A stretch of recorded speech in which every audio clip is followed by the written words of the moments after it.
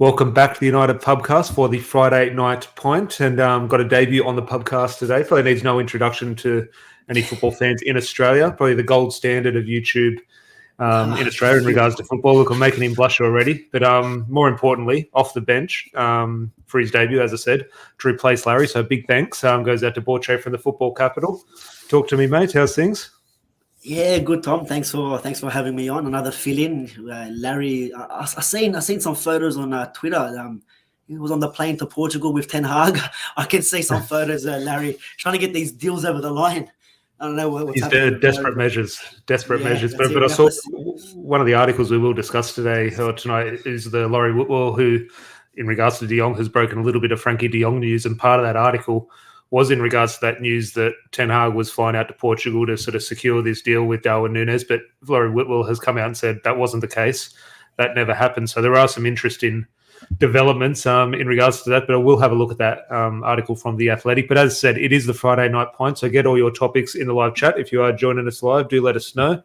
There is a link in the description to Borche's channel, The Football Capital. Please go and subscribe over there, and some very good stuff. I just had a look at your last video, Borche, the football kits. You've obviously looked at the Man United kit, but looked at the last one. Please go over there and look at, if you are in the live chat, do subscribe and have a look at next season's kits. First one off the bat, as I said, Friday Night Pint, a little bit of a casual chat. United's kit, when is that going to be released? Because they're playing in a couple of weeks in Melbourne. Surely that's going to have to come out soon. Yeah, end of the month, start of next month. Okay. End of June, start of July. I know the home kit. That's when I've seen the rumors of the dates on when they're going to come out. But in terms of the away and then the that yellow one that we got David De Gea sending him out on the pitch. I'm not too sure about them, the away and the third kit. But I think the home kit, end of June, start of July, apparently they should be dropped.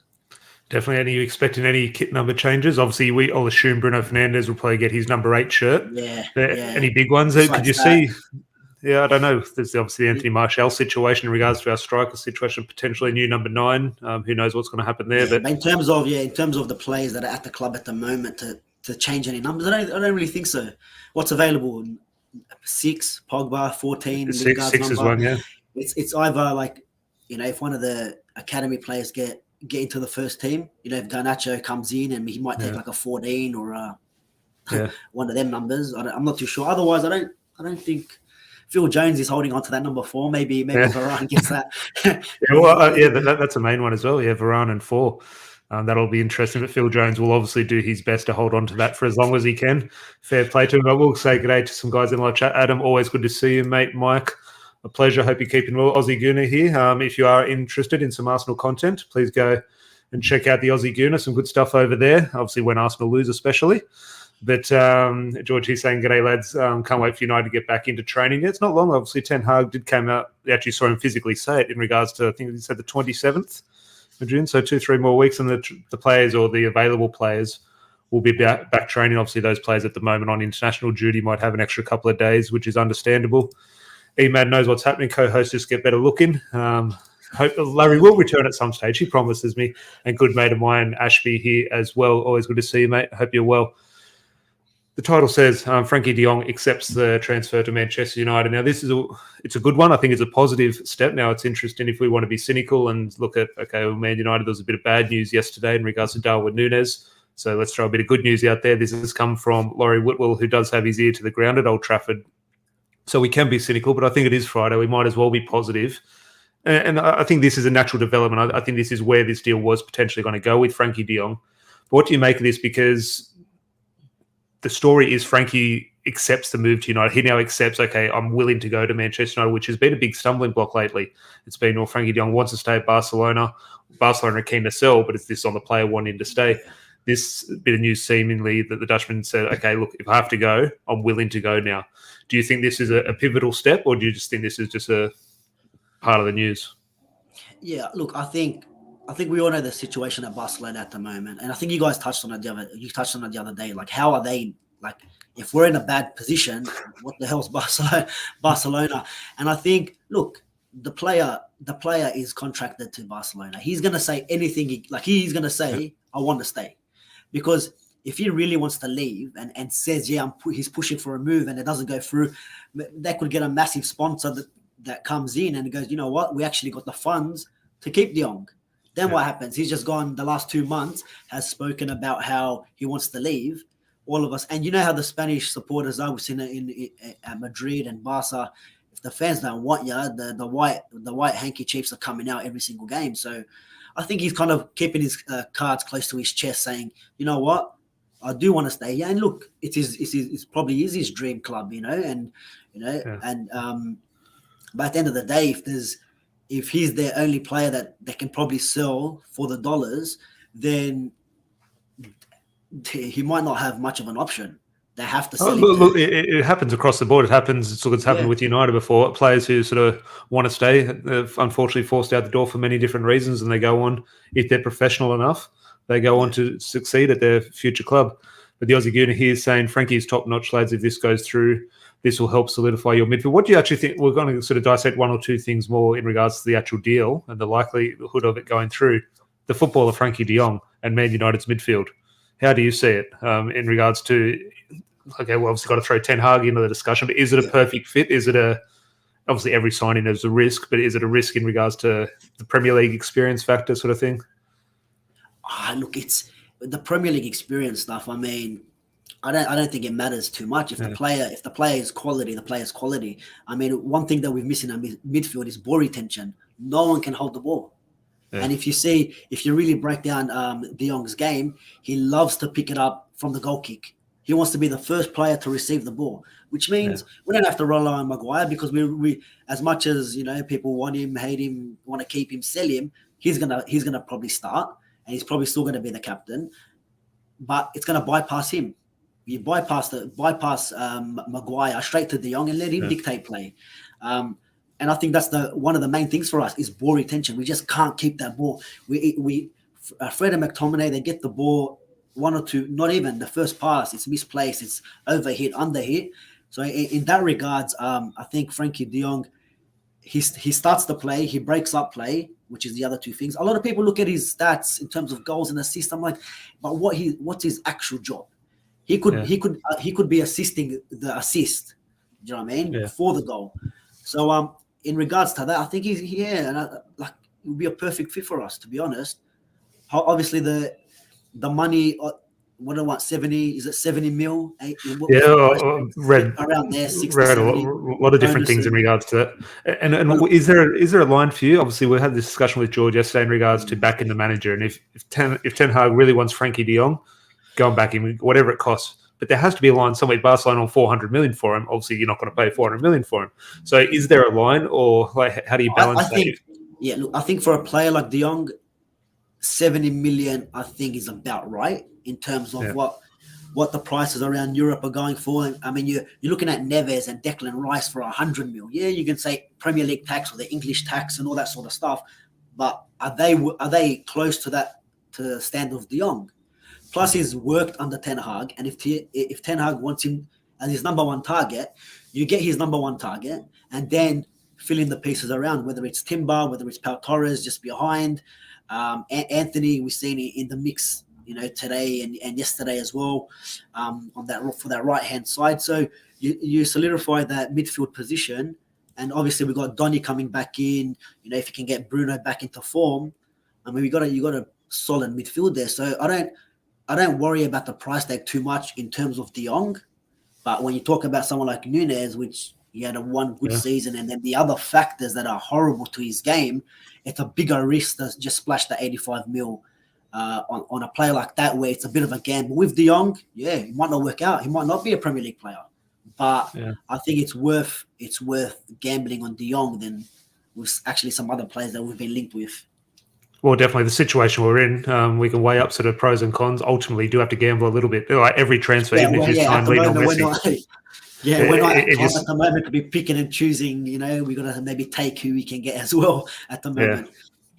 Yeah, no, I don't think not even we can't even use we're Manchester United anymore, to be honest. That went a while ago. Yeah, and it's taken to convince De Jong as well, and you can't blame the manager, or you can't blame the player. We've got to convince players to come now. It's not like it used to be we've got Ferguson, we win every season. It's Manchester United. It's not the same, unfortunately. I wish it was that easy, but yeah, it's not. What do you do? No, unfortunately, you're completely right there. Aussie Gunner here saying in regards to Donny van der Beek, that'll be very interesting. And I like what is happening. I like the feeling of Timber coming in, who's worked with Erik ten Hag before. I like Donny van der Beek coming back. I like De Jong, who knows Ten Hag. But then I also see it's almost sort of create a little bit of a problem for Ten Hag. If things go wrong, we'll be looking, well, why is he trying to create Ajax at Manchester United? Now, I'm not saying this is the case. I'm not saying this will happen. But if things do go bad under Erik ten Hag, we'll say, well, you can't. Why is he trying to do Ajax in the Premier League? That's not going to work. You know what I think with that, Tom? I reckon you get players that he's comfortable with. Oh, yeah, I like it. I really like what he's doing, but I can see a narrative if it goes wrong. Yeah. 100%. Even if it goes right, there'll still be something. They'll be pointing at Rashford or Bruno is. They'll put some sort of spin to it. But I think one or two players from Ajax. Okay, we have Donny already. And De Jong played there. He's not directly bought from Ajax, but he's played at Ajax. And I Emad with the Bruno, he loves him. But yeah, you give him the players that he wants, and you go from there.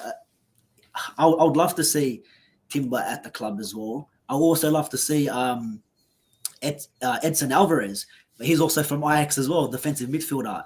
And I think for like a price tag of 30 mil, he'll be a good option. And I know it's Ajax 2.0, and if you really look at it, a lot of the players that have come or have left Ajax, especially from that 2019 team, they haven't really hit the ground running at the clubs they've been. De Ligt, who's the one at Chelsea? What's his name? Ziyech, as well. Yeah, Ziyech. Like a lot of these players haven't really hit the ground running at when they've left the club. So it could be a little bit of an issue, but look, if Ten Hag wants the players, we've got to back the manager now. That's the main thing. Whatever your feeling is towards a player or a signing, it's the manager's signing. It's not us fans. We like to think it's our player. No, it's the manager's player. He's the one who has to get the best out of him. To Emad, Bruno, highest assist in the Champions League, and we got knocked out in the round of 16, and the most chances created in the Premier League. What more do you want? What more do you want from the guy? Definitely keen to get you an Emad on here for a bit of Bruno discussion. Always up for a little bit of that. But just two more things on Frenkie de Jong here. Just George here saying perfect fit, but we need another midfielder that can sit next to him. I don't have faith in McFred. I think that is finding that balance in midfield now. Okay, Frenkie de Jong comes in. Okay, who does he play with? Does a new signing come in? How does that affect things? Definitely. But one thing you make in regards to the actual going forward football-wise, you make a point a couple of minutes ago in regards to playing Harry Maguire doesn't have to pick the ball up off the back four. Frenkie de Jong can do that, and that can sort of dictate where we start to play. I think a huge thing, and when we point the issues at back four, we look, okay, Harry Maguire, we can't play a high line because Harry Maguire plays in the back four because he's speed. So we look at the high line in regards to the defender's recovery pace. However, a huge thing in being able to play a high line is where you're simply playing football. And at the moment, we can't progress the ball to the opposition's half. So we're playing quite deep because that's where the play is. But if you are able to get a Frenkie de Jong on the ball in that sort of back third, he can progress the ball to halfway, beyond halfway. Suddenly, everyone's naturally pushing up. And suddenly, because you're playing better football, naturally, you're playing a higher line. And that's not to say Harry Maguire is going to be suited down to the ground playing a high line, but the team will generally be in a more comfortable state in that area of the pitch. But I think so much of the games these days, out of 90 minutes, I reckon 70 minutes are played in the opposition or in our half, in the opposition's favour. So I think that thing, I don't compare Frenkie de Jong to a Michael Carrick, but I think he could potentially, if he's on the ball and sort of dictating or getting his sort of influence, sort of stamping his authority on the game, I think he could have a Michael Carrick sort of effect on the team. But there was one or two more comments here, which I'll get into here. Ashby here, de Jong is worth the risk. We all know quality Dutch players and they know how to play football. Be interested in the live chat. I remember I did a trivia question a couple of weeks ago with the Supporters Club. I forget what the answer was, even though I did the question. It's either France or Holland, but I think it is the Netherlands who have the most foreign Manchester United players in history, excluding Scotland and Ireland. I think it's Holland have maybe one more than French, or maybe it might be the French over the Dutch. But it's interesting because we do have a rich history with Netherlands players coming over. Okay, some not so great signings, but some very good signings, some sort of club legends from Netherlands. So just your thoughts on that. Do you think wherever the signing is, Borche, whether he's Brazilian, Australian, or from Manchester, it's the same thing? But there is a bit of a Dutch connection to Manchester United. Yeah, we've seen it. We've seen even if it's not directly from the Dutch league, like Van der Sar came from Fulham, but again, Dutch player. Yeah, I don't know. You're right. I think you're right there. It might be. If I'm looking, even if you look at Park Ji-sung, we got him from PSV, from a Dutch club. Yeah. I think that's right. Yeah, he did. So Yeah. it's like, I don't know. There could be something. And you know what? Why can't we keep doing that? Why do we have to keep looking at the Chelseas for a Kante, or like why do we have to look at like Man City always do it? Let's go to this Farmers League in Brazil and pick this player and get that player, and they're scoring 10 plus goals for you as well. So no, it's good. I like the direction if they go that way again, because we never really under Fergie as well. I don't second Dutch, you just mentioned Fergie, our second Dutch manager as well, Louis van Gaal, and now Erik ten Hag. So that there is a connection there. We must have to go back before the season starts. We might go back after we sign De Jong and after we sign Timber and sign more Dutch players. We might go back and look at the history from Netherlands. But Imad here, to be fair, this is a good one. Chances created for the opposition. Unfortunately, he obviously got the last assist of the season for Crystal Palace, unfortunately. But just the last bit on De Jong there in regards to what has proven the biggest hurdle in this. But now, hopefully, this is a twist that we both want the player. Hopefully, this is a sign that he is going to maybe end up at Manchester United. But what has been the hurdle? Because obviously he has a relationship with Erik ten Hag, so you can't see a situation. They've obviously spoken to each other. Yes, technically illegal, but no, it happens. So they've obviously had a conversation, and they would have been honest if Frenkie de Jong said, I am not playing for Manchester United. Surely Erik ten Hag has said, call this deal off. It's not happening. Now, would the club pursue with that? You'd hope not, but would it surprise you? Probably not. But where do you think the stumbling block has been? Because Barcelona want to sell. Now, if United, if he is a number one target, okay, 70 million is a lot of money, 80 million is a lot of money, but United can pay that tomorrow if they wanted to. So what has been the stumbling block? Has it been Barcelona accepting a fee, United not matching the fee, or does it come down to potentially the player? Yeah, look, there's a few different ways. I mean, like, De Jong literally might not want to leave. He could be like, I really want to stay at Barcelona. There's no real hurry to sell because, the window just officially kind of opened. But Barcelona could be waiting for other offers. They could be saying, you know what, we know Ten Hag, De Jong connection. We know Man United need that position badly. Let's link him to United, or who was the guy? Wasn't it the Barcelona journalist that came out? Gerard, who's a 95% done. 95% done deal. Yeah, so he's come out of nowhere and dropped that. That could be a plant to set. Okay, he's going to United, and maybe like, what's his name? Pep Guardiola might be like, actually, I want him. And maybe PSG. It's always been a big fear of mine, because he's such a quality player. So there might not really be a hurdle. They might, look, we have to sell you. There's no other way unless someone takes over, buys the club, or a massive sponsorship comes in. But other than that, I think it's like, we have to sell you. Let's buy our time. Let's see what the offers are. If you're happy to go to Man United with the current situation they're in, remember, no Champions League. That could be another hurdle for a lot of players. So, it could be a lot of things, man. It could be a lot of things. But I just think I think Barcelona are sitting there saying, how much money can we get out of anyone?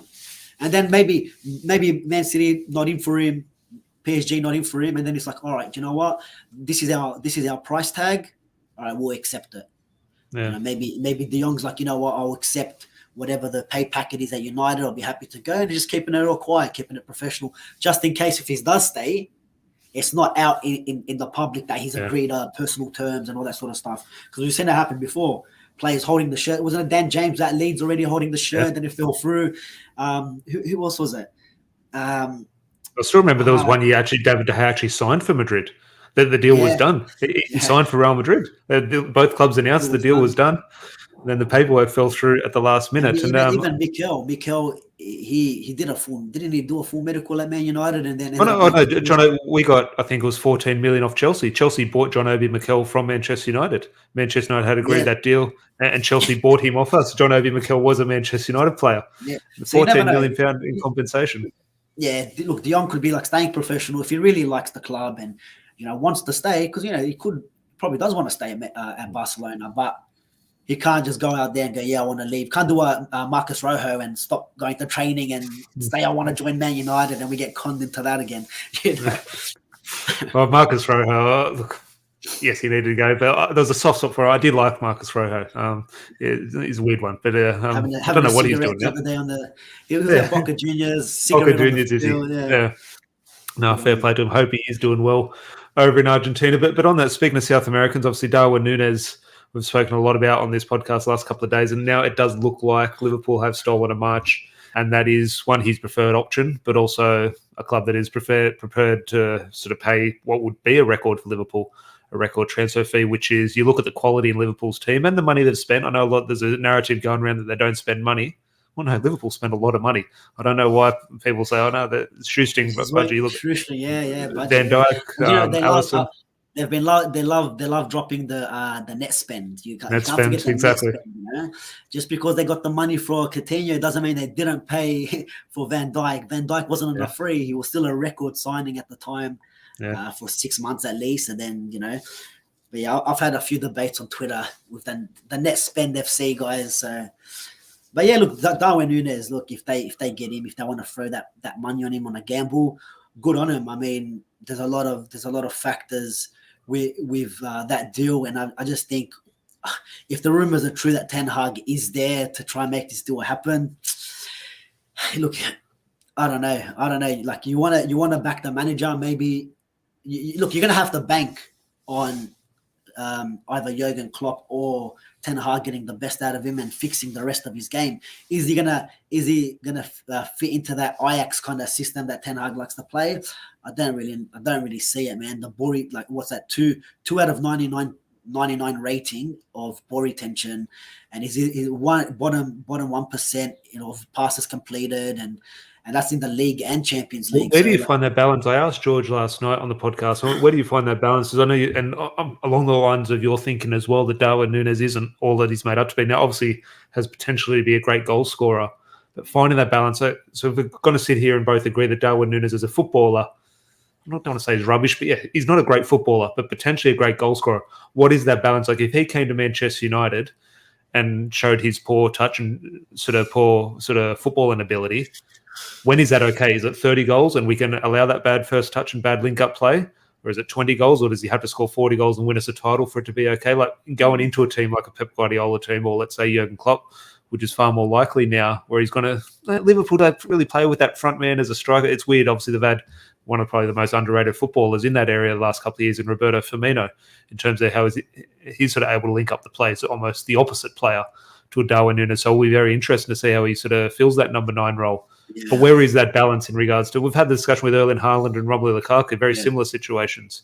So what's that balance for you? And it's hard to say. I mean, with Liverpool, when the team's winning, no one asks these questions.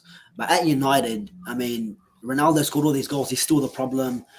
There's issues. Like, you can just pick and choose at United at the moment. And is it...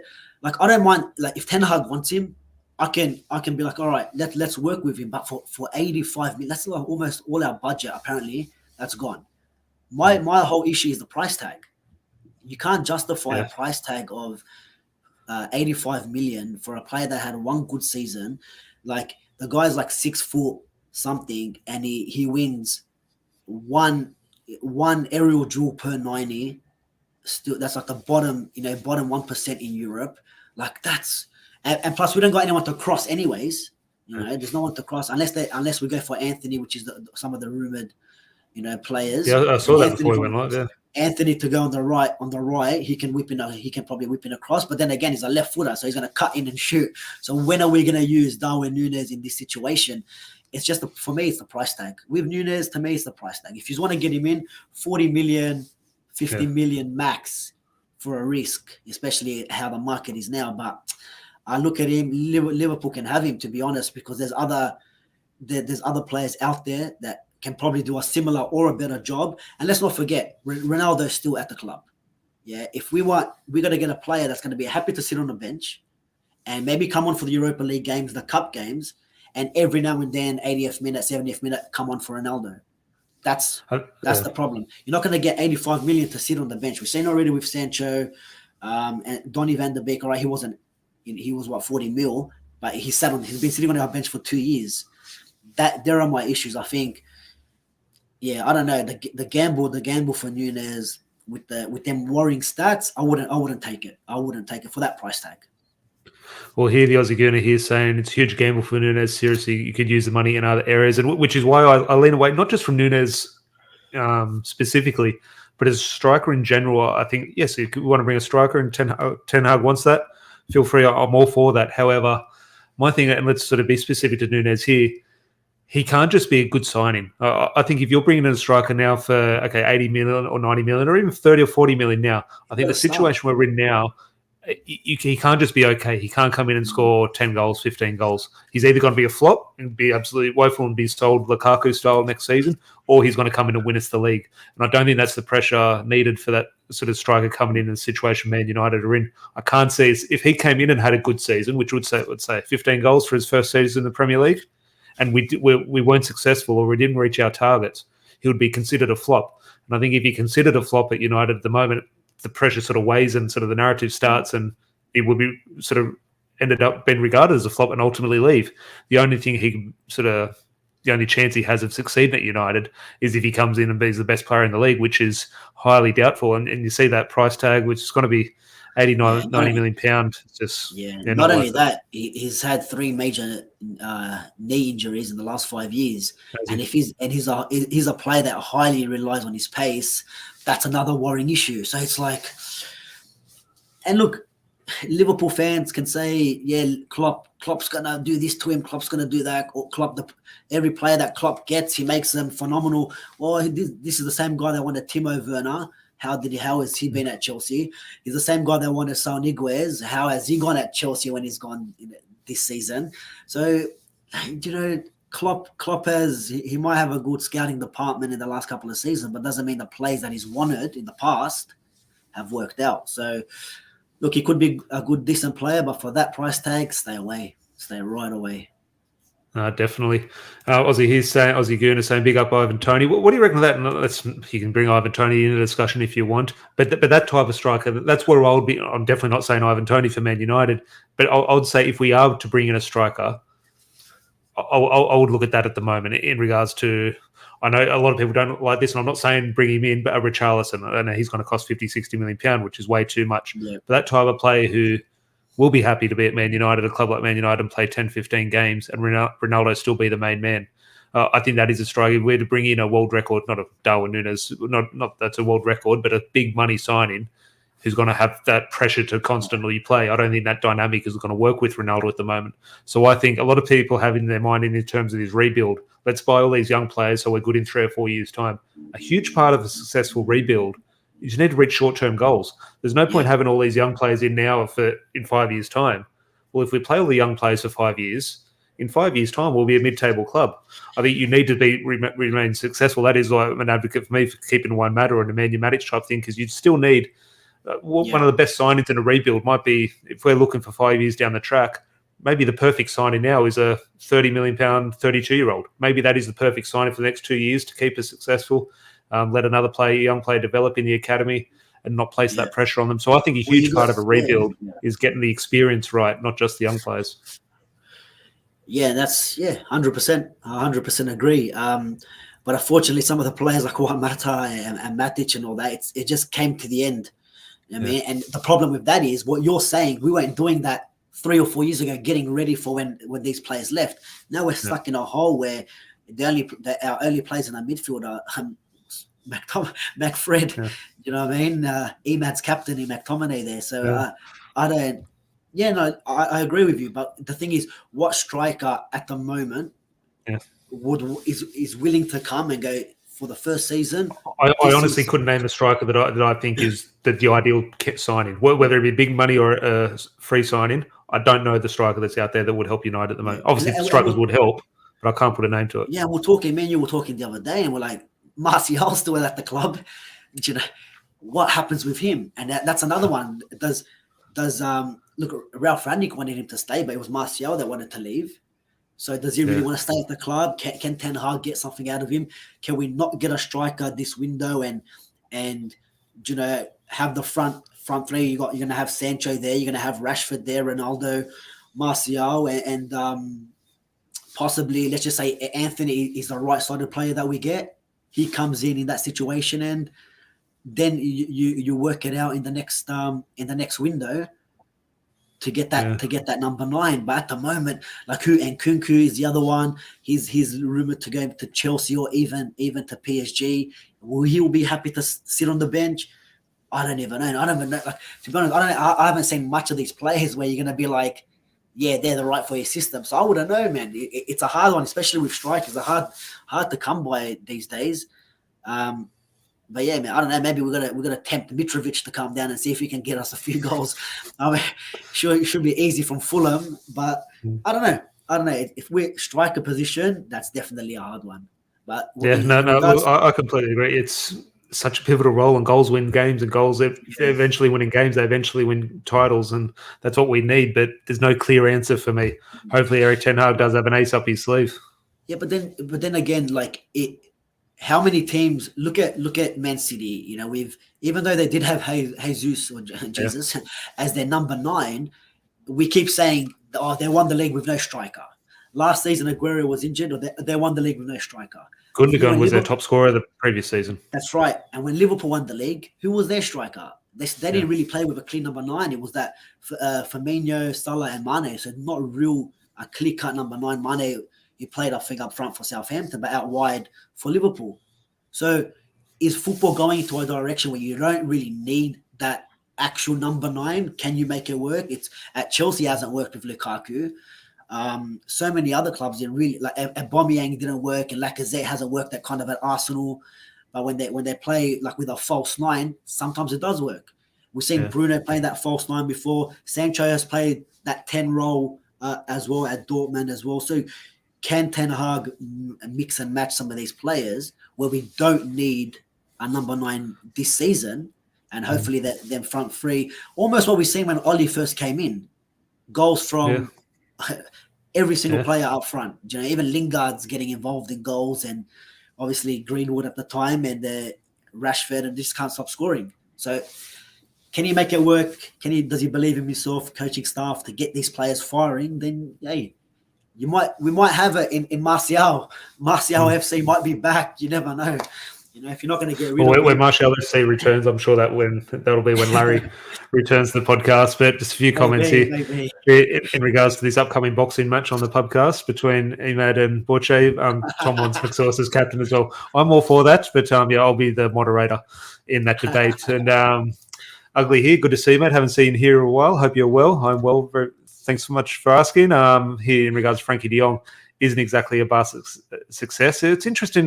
Barcelona fans are a little bit mixed on him. Some obviously see the quality, and some say he hasn't quite lived up to the hype. So it's an interesting situation. Are we getting the play that we should be getting from Barcelona? I look at, they're obviously unattainable, but I look at Pedri and Gavi, and I think, oh God, if we get 2 players. You see Gavi this morning for Spain. Yeah, he's flicking it over. Everyone's heading his own 18-yard box. So.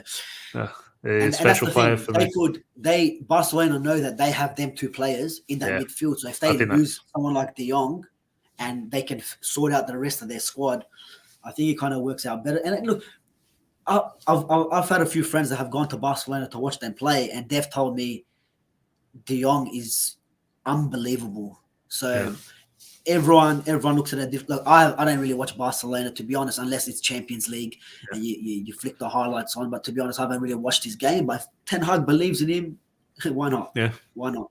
And like even with Nunez as well, I've got a lot of Uruguayan friends. But when I ask them about Darwin Nunez, they look at me like, yeah. And Uruguayans and South Americans are so passionate. Yeah, they'll back their own. They'll die for Suarez and his Cavani. They'll die for him. So when I get that reaction, I'm like, ooh, okay, maybe he's not there yet. But yeah, it's interesting. But you never know. I agree with Ugly here. So in regards to the transfer fee, it's a lot of money. Whatever, in my opinion, 20 million's a lot of money for a player these days. I'm still stuck in the 90s when the world almost broke when we signed Dwight York for like 18 or 19 million pounds. So it's an interesting one, but yeah, it's a huge risk. One bad game, Knives will be out. But he also makes there's a point here as well saying, should we break the bank for Son? I want to get into Son in a little bit. We're going to touch on, we're going to finish with the Premier League team of the year, and obviously Son sort of dominates that discussion, unfortunately, because he was left out. But Adam here saying, excuse my pronunciation, I'm going Skamaka from Sassuolo is who I'd go for. I've heard his name sort of pop up. How many games of Sassuolo has I watched?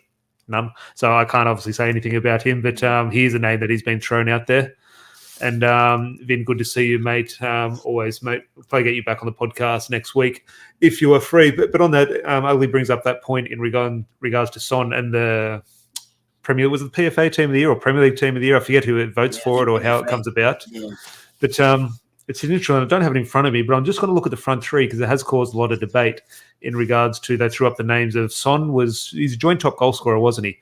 And he was left out of the team for Sadio Mane.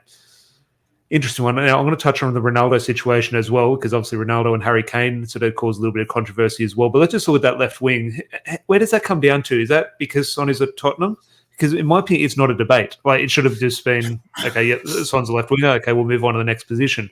But they have thrown Sadio Mane in there. And look, if Sadio Mane had won the league, which, look, 3 minutes at Aston Villa and Manchester City, that changes things. We're having a different discussion about Sadio Mane's contribution to a Premier League winning team. So there are fine margins, but at the end of the day, Sadio Mane didn't win Liverpool the Premier League. Now, did Son? Of course not. But numbers are numbers, and Son, I thought, was incredible this season. Tottenham's best player by a mile. He's walked into this team. But just your thoughts, maybe you disagree, or any sort of interpretation into why that has come about? Look, I'm still shocked. There's 6 Liverpool players in the thing. You know, you think they would have won the league, but look, if there was a debate, I think Mane has been better than Salah, to be honest, this season in terms of what his goals have meant. Definitely not a criticism of Mane's form. I just think, yeah. So if I was to take one of the players out, I'll take Ronaldo out, right? Yeah. But then are you doing it positionally where Son has never played up front, Salah has not really played up front, Mane not really played up front? So is it a thing of, but then you're right. In your case, you're right. He should be there instead of Mane if you're looking at it that way, and if you're looking at the numbers, I agree. Son should be in the squad. For Mane or Salah, for Ronaldo or Mane, he definitely should be in there. But then I struggle to find out how Thiago's in this squad, and also Van Dijk, Alisson as well. He hasn't really been the best this season. He's kept the same amount of clean sheets as Edison, but and Klopp wants to say the media don't like him. He's their love child. I don't know. I don't really pay attention to any of these PFA Player of the Season things, because if you look at even the awards that were given out, the individual awards, best player. I think also when they're voted for. Like, I've stopped looking at the Ballon d'Or in regards to when that happens. The Player of the Season awards are almost voted now in February. And I just think, why? Like, it's a vote. Like, surely it can be done in 20 minutes at the end of the season. Like, everyone ticks a box or whatever. I don't understand the reasoning. They keep moving the goalposts when the voting ends and starts. I know. I think when De Bruyne scored them 4 goals against Wolves, or did he score 4 goals? I think it was against Wolves. I think Manchester City put in a complaint or a bid or something to try extend the cutoff day so you can try getting De Bruyne's goals. I mean, look, I think for the Player of the Season thing, I think it's like the players' player, so the players vote for him. So I think Salah won that was for the second time. But do they really mean anything, man? Like, do they? Like, we all know, like we can all see there's how wrong this Team of the Season is. We can see the Ballon d'Or. When Messi won the Ballon d'Or, when Lewandowski should have got it, even Messi was up there holding the thing and had to mention Lewandowski. You know what I mean? So a lot of favoritism in this. So who knows, man? Who knows? But Son definitely. I don't know how he's. Not too sure how he's in the team, to be honest. Well, Vinny saying Son got robbed real bad. Only Spurs player who's been consistent every season. And Ugly Bear here saying it's football politics why Son was not included in the team or win player of the season. And the politics is Harry Kane, where Son is in his shadow. Just on that Harry Kane one on Ronaldo, you mentioned in regards to now you can obviously find a balance in regards to having a centre forward, or you just going by numbers or shifting players out of position. Yeah. Let's say a centre forward, Cristiano Ronaldo, who's never short of a headline, has been picked as that centre forward. Now he's obviously come in for a lot of attention and criticism for his performances this season. But ultimately, and again, it didn't lead us to a trophy or anything, but neither did Harry Kane. But ultimately, as a centre forward, yes, Salah and Son scored more goals than him. But as a centre forward in the team, no centre forward in the league scored more goals than Ronaldo. Yeah. And a lot of not better strikers, but a lot of players playing for better teams didn't score as many as Ronaldo in a weak team. And I just have to look at those. And look, numbers can be misleading. I fully understand that. And has Ronaldo been absolutely perfect? Far from it. But ultimately, you do have to weigh all those things up and think, well, Ronaldo has been the best striker in the league this season, like as a centre forward striker. Yeah, you're right. I don't know how the voting is done because, like you said, you can really break it down.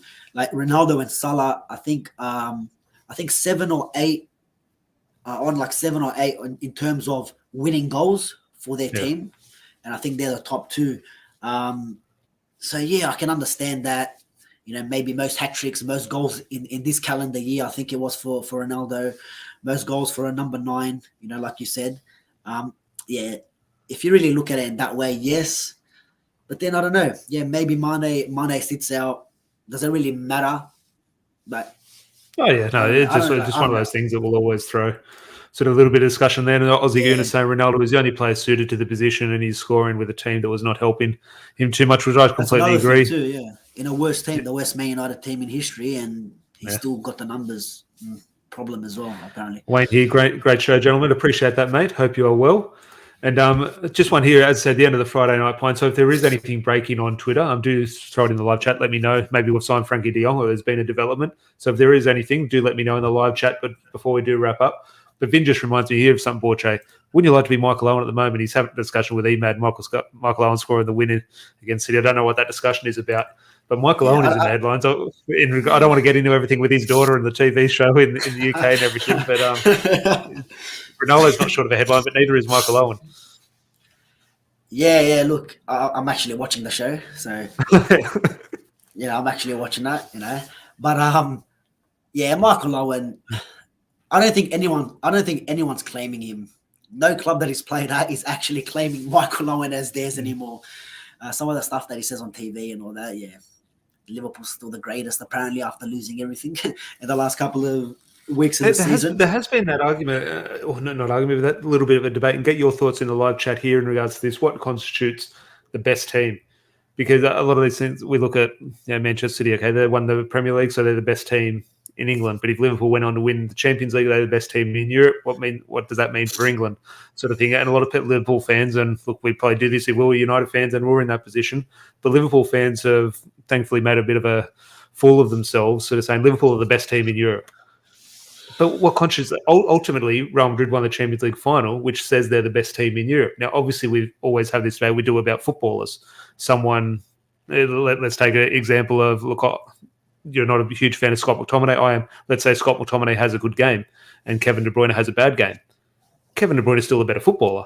It's one game. Scott McTominay had a good game. Yeah. So how do you weigh that argument up with, is Liverpool a better team than Real Madrid, or is ultimately, it doesn't matter how good you are, ultimately it is winning, and Real Madrid won where it counts. So even if Real Madrid finished 10th in La Liga, if they won the Champions League, facts are facts, they are the best team in the world. Or do Liverpool fans have a bit of a case? I don't think Liverpool fans have a case, to be honest, because they claim that they have world-class players in every six players in the team of the season. You came second. You lost the league. Yeah. You won only 2 cups. Yeah, 2 cups. All right. We're not one to talk at the moment because we'll take any trophy. Yeah, pre-season cup, if they got one in Melbourne for us, we're taking it. Yeah, I know. But I just think the way Liverpool fans talk about their team, best team in history. We've got, they bring up the goal, the points tally. This amount of points, wins, 10 Premier Leagues back. And what? You didn't win it though. At the end of the day, you didn't win it. You claim to be this great team. This era will still be known as the Guardiola era. Do you know what I'm saying? So it's like Pep's won the 4 out of the 5, and they Liverpool fans want only the 5 years, not the 7 years that Klopp's in, because the first 2 seasons, didn't really favour them. They want to bring it to only the 5 years. You still only won 1 Premier League title in 32 years. I mean, what case do you have? You got the best manager, best right back, left back, centre back, goalkeeper, world-class midfielder, the best front 3 in Europe, plus the best signing of the season in Diaz. And what happened? You just bottled the league, and you spoke about 7 in number 7. What 7? Yeah, you just lost the final as well. Everyone spoke about the fact that Vinicius Jr. is gonna get a goal, or he's gonna get in behind Trent. What happened? Everyone's seen that coming. Everyone's seen that coming, and you still didn't win the final. So, and Klopp wants to say, "See you in Turkey." See, go. You might have to get them teeth whitened again. Liverpool fans will make a case. I can't. I think I speak for everyone in the live chat board, Che, and just saying cheers to that. Always love a little bit of Liverpool bashing, but they're completely right in what you're saying. Look, I completely agree. But just to one point, just to wrap up, just get your football intake on this. One point you make a couple of minutes ago in regards to Liverpool bringing up points tallies. And let's throw Liverpool out of the discussion or bring them into the discussion. There's always these debates going around on whoever's winning the league. They're saying this is the toughest Premier League ever. And then if you're not involved, we're saying, no, it's the weakest Premier League ever. And sort of taken away from one's achievements or to big up one's achievements. I'm just thinking, how do you – because for me, there's no right answer. A lot of people say if it's a low points tally, let's say Man United won the league with 80 points or 85 points, the argument is, well, it's a very weak league. Well, I then look at it and think, well, hang on, if the team at the top is unable to take that many points off everyone else, that should mean it's actually quite a tougher league. If two teams have 100 points and they're saying, well, that's the best league because look how good these two teams are, well, ultimately, isn't that quite a weak Premier League? Or like you could make that case that there's so strong. Because there's so many ways. If you go back in the early 90s, it's like, you probably win the league in the low 80s. You get 81 points, 82 points. But you look at a lot of the teams. You look at their defense. Look at Arsenal defenders, United. A lot of these teams had solid defense where there's more draws than there are losses. Do you know what I'm saying? So, at the end of the day, Tom, if you win the league, you win the league. Because Liverpool fans, I'm not saying anything about the year that we lost on goal difference. They're not saying, oh, how about United get a trophy as well? But they want a trophy for coming close. They want a trophy for putting on the pressure. The new Tottenham Hotspur, we put on the pressure on City. Get out of here. I don't want to hear these Liverpool supporters. They can talk about whatever they want, scream about how great their team is. If they're literally Blackburn, Liverpool, Leicester City. Join the club. They go into a Leicester City. They go into that category for sure. They go into that category. But I love that in here, Aussie saying big up the podium finishes. They pretty much did get on a podium, didn't they, in terms of their parade and celebrated. I'm telling you, you can see the front of their bus. The Aussie Gooner has seen this before, because Klopp he's the German Arsene Wenger. Always the bridesmaid, never the bride. But you can see the front of their bus on the parade. They had it wasn't quite symmetrical. They had an FA Cup and a League Cup, and it wasn't quite right. They obviously had room in that sort of middle section for a bigger trophy, and they had to sort of replace it last minute for that stupid parade. Bus parade for them 2 cups. Come on. I still remember the FA Cup when Louis van Gaal won the FA Cup, and I didn't agree with this. Well, I agree he had to go, get sacked. And when Man United won the League Cup, I think it was a penalty shootout against Tottenham back in 2009. It was just one of those ones the players didn't even do the big run and celebrate after penalty shootout. They just walked from halfway to shake hands with Tottenham players. And half the first team were in. I think Ben Foster was our goalkeeper. Ben Foster. That FA Cup, Van Gaal, I think he found out on the way up the stairs at Wembley. You're good. Well, can I get a photo, mate? Yeah, you're sacked, by the way. Thanks for everything. That's why he hates us now. You can't blame him. We were discussing that yesterday in regards to he's telling every Dutch player he can get a hold of not to join Man United. Not to join the commercial club. That is an interesting point we did bring up earlier in the podcast in regards to that Dutch connection Manchester United do have. I'm sure when there is no football over the next coming weeks, that's something we probably will look back on in terms of the Dutch players. Rafael van der Vaart has told De Jong to join United after giving us. Van der Vaart's been 10 times worse than Van Gaal. He's got a personal vendetta against Harry Maguire. Yeah, Harry Maguire's not a big fan, but he's telling De Jong to join. He's like, for his sake, he should. So I don't know. So there you go. So another Dutch connection telling, and even did you hear Van Persie declined? I saw the headline. I didn't see what he exactly said. It was for personal reasons. He wants to stay a bit stable in Holland. Yeah. Kids are happy at schooling and all that. So it would have been good to have Van Persie in that coaching staff as well. Show these strikers how to score a goal, or maybe could have re-signed him. Yeah, and Wesley Sneijder is still on the books. That was a trend. That dominated fan discussion before social media. Like, could you imagine that now? If there's nothing like that. That was dominating people's forums and sort of newspapers well before Twitter and Instagram sort of thing. Could you imagine what that would have? There's no equivalent now. Yeah. What's the equivalent now? There was probably Jadon Sancho, that didn't even reach it. Maybe the equivalent would have been Ronaldo back to United. That was such a short time. But that was a 3-day period where the Wesley Sneijder was 3 years. I'm talking. When Ronaldo left for Madrid, like it was literally every summer after that he's coming back. So for 12 years or so, whatever. But then the Wesley Sneijder one, it was just like set in stone that he's someday. Sir Alex Ferguson came out a few months ago and was asked about it, and Sir Alex Ferguson said there was nothing in it. We're never in for Sneijder. Yeah. And look, you have to take what's Sir Alex Ferguson got to. What's he got to lie about now? I'm going to take his word for it, and it's an interesting sort of approach to it. But just one or two more things here before we do wrap up. Ellen Wheels here saying Van Gaal. I was embarrassed as a fan how the club handled that, sacked after winning the FA Cup, absolutely embarrassing. Which I completely agree. I wanted him to go. I thought he ran his time, but in terms of the way that it was done, leave it 2 weeks. Let him go on holiday. Let him have the trophy. I thought the way it was done was shocking. Definitely. Ugly hearing one as this was a big one. Nicholas Guyton from Benfica, which does give me the feels in regards to this Darwin Nunez stuff. I know Benfica and everything, but it does seem a lot sort of heavily based around the agent talk, which is interesting. But obviously, there is something in this agent talk, and he does look like he's going to be wearing the red shirt at Liverpool. Yeah, Strootman, we're still getting him as well. He's another one too. I think that was around the David Moyes era, the end of Fergie, David Moyes era. I think that was a big one. And then he was the answer. He was going to solve United's midfield. Imagine if we got some of these players that we're actually linked to. We're going to be an where do you sit on that one? The last point before we wrap up. Where do you sit on that one? Cristiano Ronaldo, what a signing he was the first time he came. 12 million, came on to be the best in the world, countless memories, countless trophies. What a signing.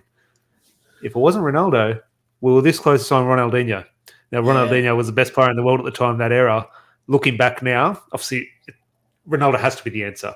But looking back now, is there a case where you would actually prefer to see Ronaldinho? I think there's a strong case. At that time, yes. At that time, 100%, because no one knew who Ronaldo was. Yeah. And we would have had Ronaldinho and Arsenal would have had Ronaldo. The deal was there. Arsene Wenger had him, ready to sign the papers. That would have been an interesting one. And then you would have had Lewandowski at Blackburn Rovers if it wasn't for the volcano, the ash cloud that stopped his flight coming over. I remember Blackburn, they always were on the verge of all these deals. I remember even before this, even sort of when they were in that club in the mid-90s when they had a bit of an influx of money, they were always on the verge. I think Zinedine Zidane was close to them once, or Zidane or Maradona, one of them was quite close in regards to I think Maradona. I think it was Maradona. Yeah, you're right, yeah. Imagine that. Maradona played with like Tim Sherwood or someone. But I do appreciate everyone in the live chat and everyone's throwing in some names there, but we have been going the best part now, so we will wrap it up. But Aussie Gooner, thanks for joining us tonight, mate. Hope you're well. Smash the likes, everyone. Appreciate that. If you haven't liked the video, please do. As I said, the link to Borcho's channel, The Football Capital, is in the description below. So if you don't follow Borcho, please do over there, and please subscribe if you're new to the podcast. Larry should be back hopefully next week. I'll give him the weekend to get his house in order, and he's itching to get back. I definitely know he is. But do appreciate everyone in the live chat and all the opinions today. A bit of a casual chat on a Friday night. And Borche, any big plans for the long weekend, mate?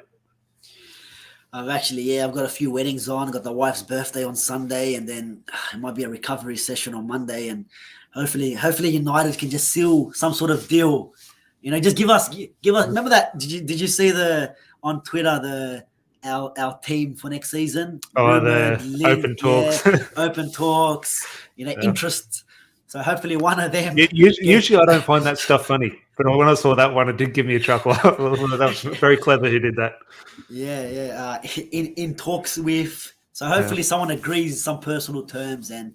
Well, now the transfer window is officially open. Maybe that does click something, and maybe just contractually for Man United. And from a legal perspective, maybe that does change things and accelerate them. But fingers crossed that does. And we'll play no video over the weekend, but we will be back next week. But if there is breaking news, I'm sure we'll go live with something. So make sure you are subscribed so you can join us. Hit that notification bell so you are notified when we go live. Until then, Borche, been an absolute pleasure, mate. Really appreciate you joining us, everyone in the live chat as well. And we'll chat to you when we chat to you sometime early next week. Cheers. Have a good weekend. Take it easy, guys.